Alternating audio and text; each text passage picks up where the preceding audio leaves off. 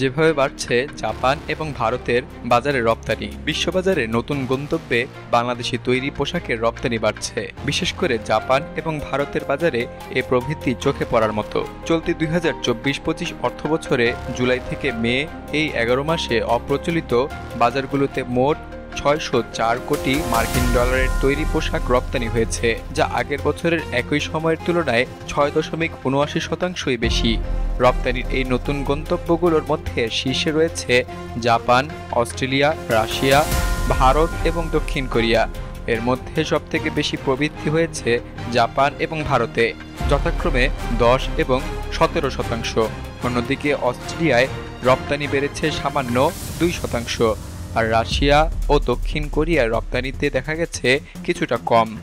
রপ্তানির উন্নয়ন ব্যুরো অর্থাৎ ইপিবি হালনাগাদ তথ্য অনুযায়ী চলতি অর্থবছরের প্রথম 11 মাসে দেশের মোট তৈরি পোশাক রপ্তানি দাঁড়িয়েছে 3,656 কোটি ডলার, যা আগের বছরের তুলনায় 10.20% বেশি। ইউরোপ, যুক্তরাষ্ট্র, যুক্তরাজ্য এবং কানাডার মতো প্রচলিত বাজারগুলোতেও রপ্তানি বেড়েছে। অপ্রচলিত বাজারগুলোর মধ্যে জাপান শীর্ষে। দেশটিতে 112 কোটি ডলারের পোশাক রপ্তানি হয়েছে, যা আগের বছরের তুলনায় 10.32% বেশি।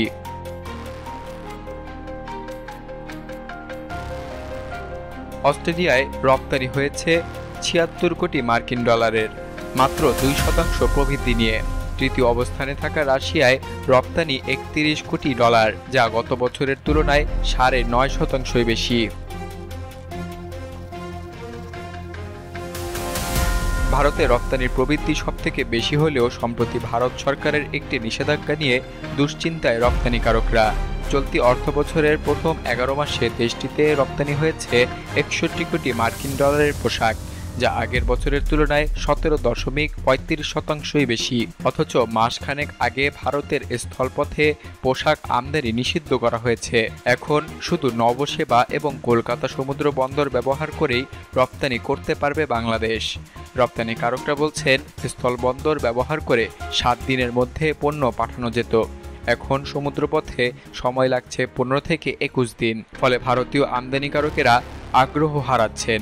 সব মিলিয়ে জাপান এবং ভারতের বাজারে বাংলাদেশি পোশাক রপ্তানির ঊর্ধ্বগতি উৎসাহজনক হলেও ভারত সরকারের নতুন নীতির কারণে ভবিষ্যৎ প্রবৃদ্ধি কিছুটা অনিশ্চয়তার মুখে পড়েছে।